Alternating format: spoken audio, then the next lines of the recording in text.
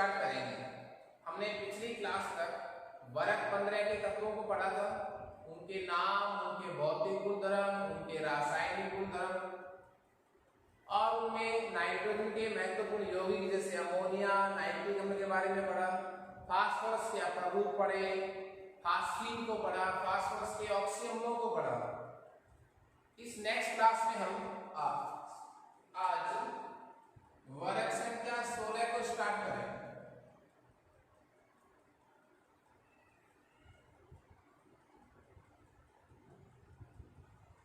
वर्ग संख्या 16, जिसको मैं ऑक्सीजन परिवार भी कह सकता हूं।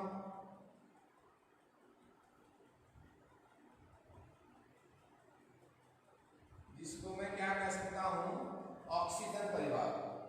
देखिए ऑक्सीजन परिवार का मतलब क्या हुआ? जितने भी वर्ग हैं उन सभी वर्गों को उनके पहले तत्व के नाम के आधार पर परिवार की संख्या दी गई है। तो वर्ग 16 का पहला तत्व कौन सा है? ऑक्सीजन, इसलिए नाम क्या निकाल दिया? ऑक्सीजन परिवार। देखिए हमारा फर्स्ट टॉपिक इसमें क्या रहेगा? वर्ग 16 के तत्व। वर्ग 16 के तत्व नाम देखिए। सबसे पहले हम लिखेंगे Z, परमाणु क्रमांक, उस तत्व का प्रतीक, उस तत्व का नाम और उस तत्व के बाह्यतम कोश का विन्यास। ये सब बातें हम इसमें डिस्कस करेंगे। और तत्वों में जैसे हमने पढ़ा था कि परमाणु क्रमांक याद करते समय आपको सिर्फ अंतराल का याद रखना है, कितने का अंतराल रहेगा इसमें। तो ये हो जाएगा सबसे पहले ऑक्सीजन, नाम हो जाएगा इसका ऑक्सीजन। उसके बाद सल्फर, उसके बाद सेलेनियम,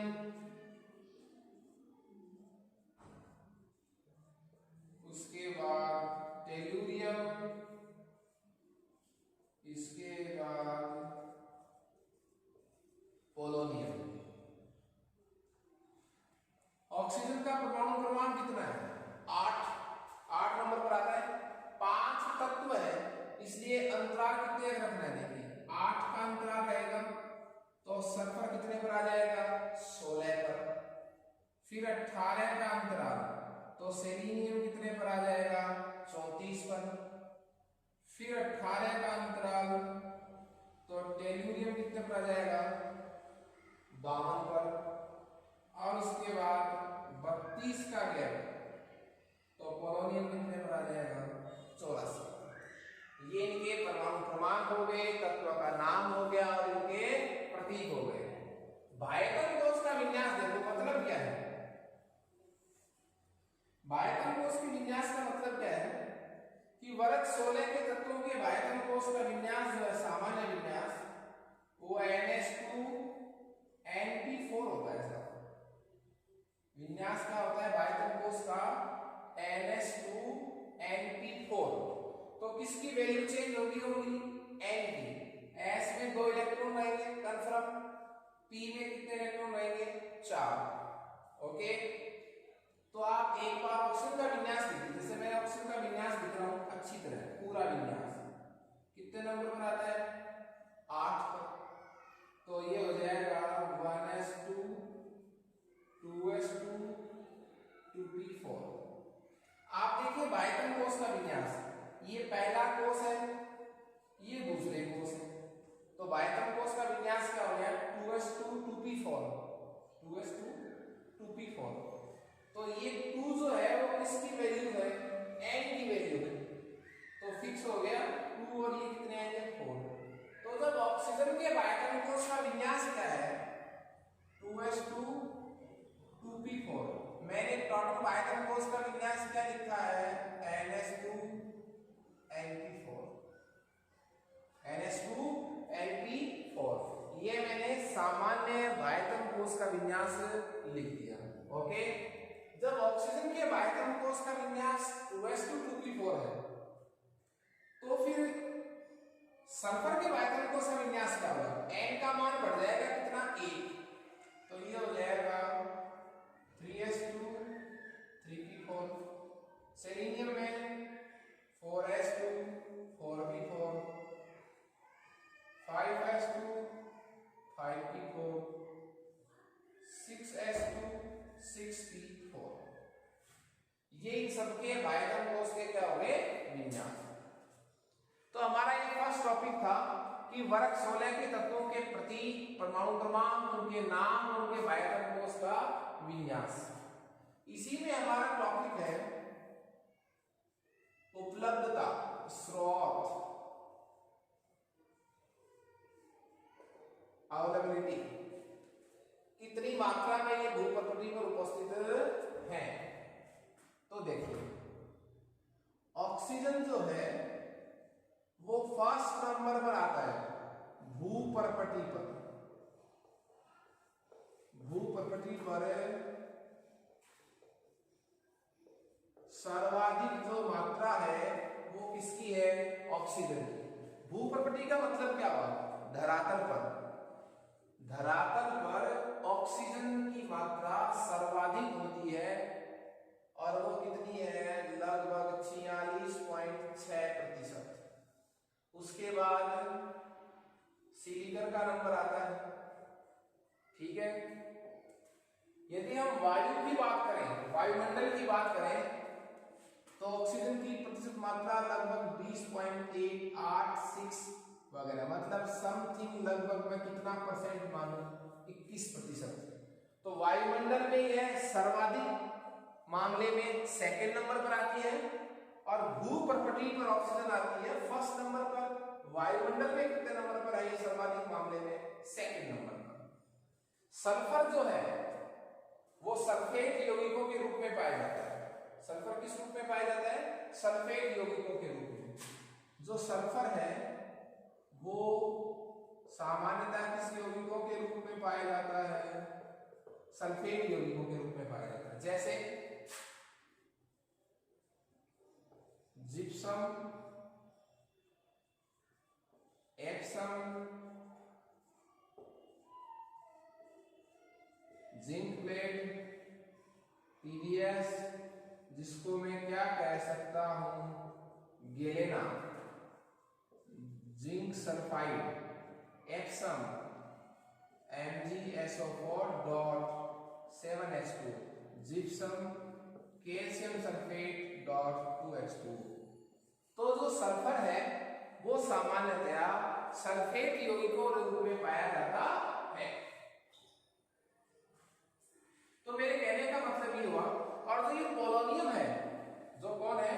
पोलोनियम, ये रेडियोधर्मी तत्व है। कैसा तत्व है ये? रेडियोधर्मी। तो ज्यादातर वर्ग 16 में कौन से तत्व भूप्रकृति पर पाए जाते हैं? ऑक्सीजन के और किसके? सल्फर। ओके, उसके जस्ट बाद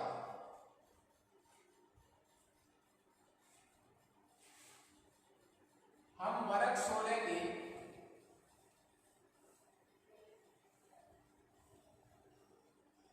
भौतिक अवस्था के बारे में, उनकी धात्विक प्रकृति के बारे में डिस्कस करेंगे।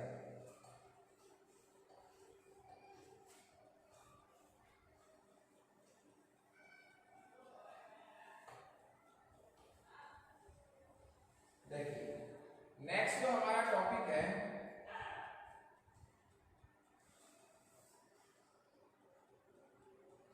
वो है कि भौतिक गुणधर्म। वर्ग 16 के तत्वों के क्या है?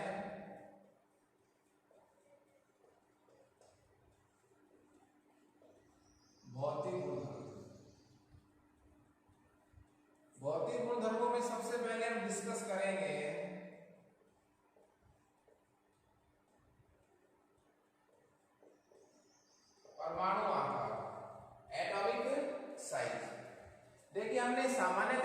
करा था, वर्ग में ऊपर से नीचे जाने पर, वर्ग में ऊपर से नीचे जाने पर, जैसे ऑक्सीजन से सल्फर जाने पर, सल्फर से सेलेनियम जाने पर, सेलेनियम से टेल्यूरियम जाने पर, और टेल्यूरियम से बोलो पोलोनियम तक जाने पर परमाणु आकार में वृद्धि होती है। क्यों होती है? क्योंकि वर्ग में जब हम ऊपर से नीचे जाते हैं तो इलेक्ट्रॉन की संख्या बढ़ती है, इलेक्ट्रॉन की संख्या बढ़ने से कोषों की संख्या बढ़ती है, कोषों की संख्या बढ़ेगी तो बाह्यतम कोष के इलेक्ट्रॉन की नाभिक से दूरी बढ़ेगी, और दूरी बढ़ेगी तो परमाणु की त्रिज्या बढ़ेगी, परमाणु की त्रिज्या बढ़ेगी तो परमाणु का आकार बढ़ेगा। तो मैं ये कह सकता हूं कि जब आप ऑक्सीजन से कहां चलेंगे, पोलोनियम तक, तो आकार में क्या होगी, आकार में क्या होगी, वृद्धि। उसका रीजन मैंने बता दिया है, वर्ग में ऊपर से नीचे जाने पर इलेक्ट्रॉन की संख्या बढ़ती है तो कोष की संख्या बढ़ती है, कोष की संख्या बढ़ेगी तो बाह्यतम कोष के इलेक्ट्रॉन की नाभिक से दूरी बढ़ेगी तो परमाणु की त्रिज्या का मान बढ़ेगा, इसलिए परमाणु आकार बढ़ेगा। तो मैं परमाणु आकार का क्रम लिख सकता हूं,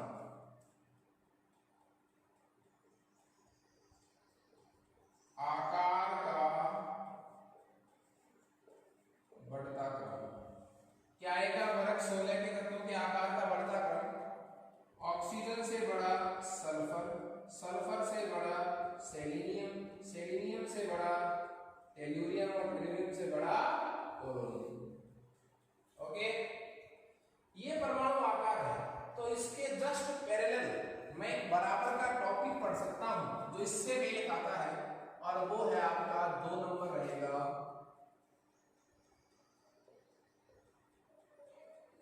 आयनन ऊर्जा।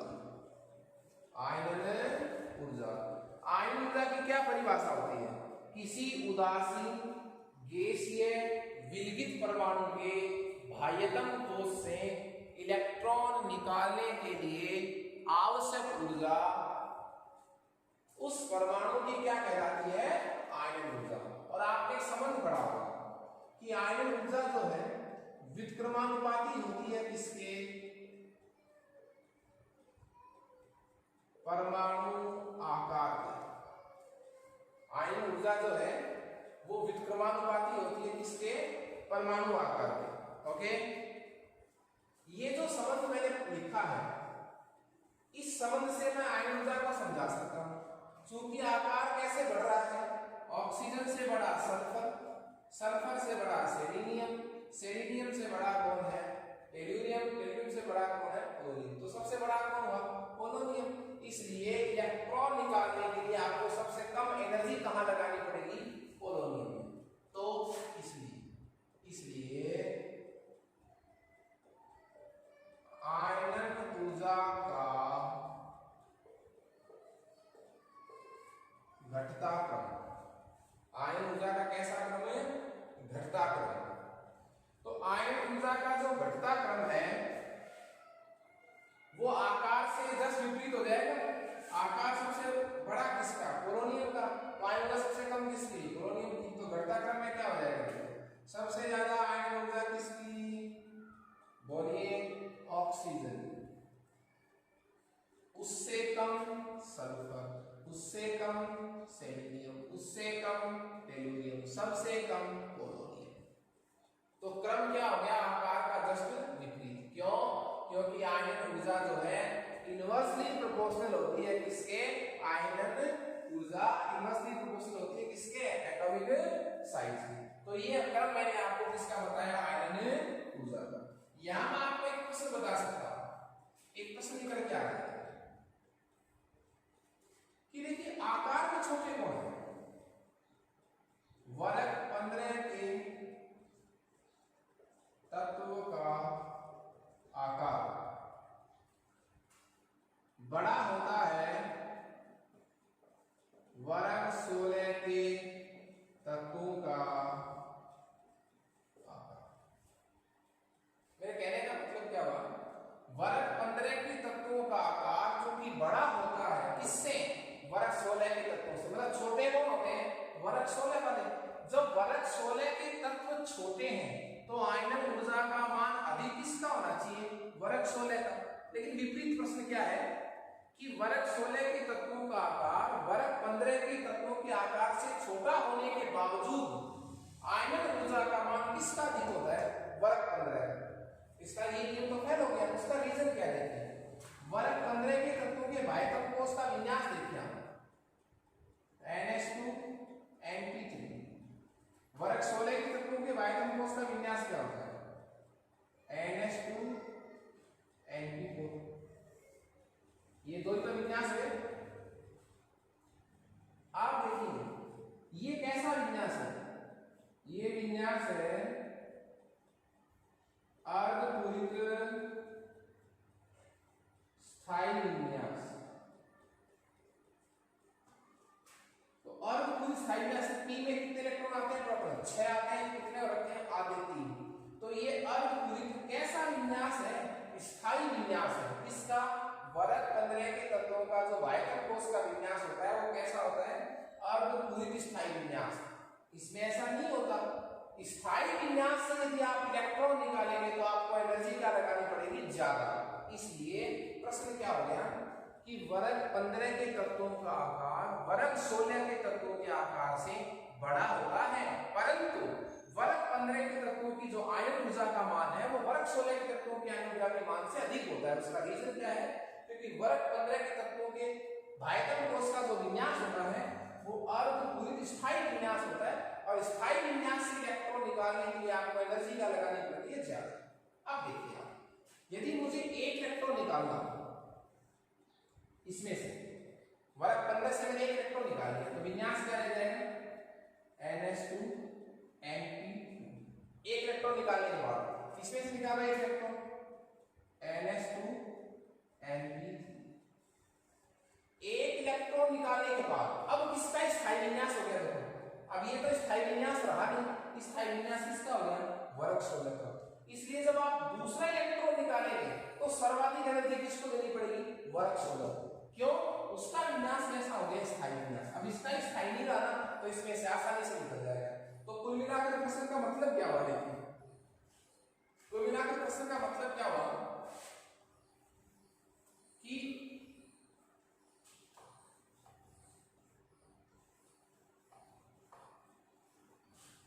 मतलब ये हुआ कि एक तो जैसे मान लीजिए प्रथम आयनन ऊर्जा और एक हो जाएगा आपके पास द्वितीय आयनन ऊर्जा। प्रथम आयनन ऊर्जा तो किसकी अधिक है? वर्ग 15 और वर्ग 16। तो प्रथम आयनन ऊर्जा का मान तो वर्ग 15 के लिए क्या होता है? अधिक। वर्ग 16 के लिए क्या होता है? कम। पहला इलेक्ट्रॉन निकालना होगा ना तो ज्यादा एनर्जी किसको चाहिए? वर्ग 15 को। इसको कम चाहिए। क्यों? क्योंकि विन्यास क्या रहता है? NH2 NP3। इसका विन्यास क्या रहता है? NH2 NP4। तो पहला इलेक्ट्रॉन निकालने की एनर्जी किसको ज्यादा देनी पड़ती है? वर्ग 15। अब एक इलेक्ट्रॉन आपने निकाल लिया, निकालने के बाद क्या विन्यास रह गया? देखो ये हो गया NH2 NP2 और ये रह गया NH2 NP3। अब स्थायी विन्यास किसका हो गया? वर्ग 16 का। तो अब ज्यादा एनर्जी किसको लगानी पड़ेगी? वर्ग 16 को देनी पड़ेगी इलेक्ट्रॉन निकालने के लिए। इसलिए द्वितीय आयन ऊर्जा का मान वर्ग 15 के लिए तो क्या होता है? कम, और वर्ग 16 के लिए द्वितीय आयन ऊर्जा का मान अधिक होता है। क्यों? क्योंकि अब उसका विन्यास कैसा हो गया? अर्धपूरित स्थायी विन्यास। ओके, तो हमने इस तरह परमाणु आकार को पढ़ा और परमाणु आकार से संबंधित जो प्रश्न था आयनिक ऊर्जा का, उस टॉपिक को भी पढ़ा। उसके बाद हम गलनांक और क्वथनांक के मानों पर चलेंगे। जैसे जैसे परमाणु आकार का मान बढ़ेगा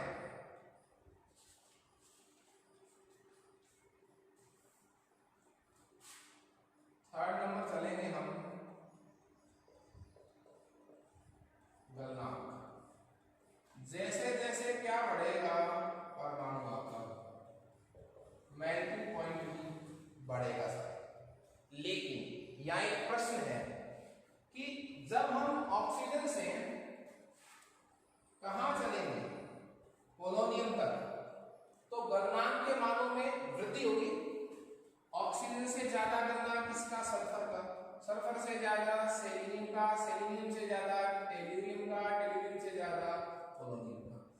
किसका क्रम हो गया, वर्ग 16 के तत्वों के गलनांक का कैसा क्रम हो गया, बढ़ता क्रम।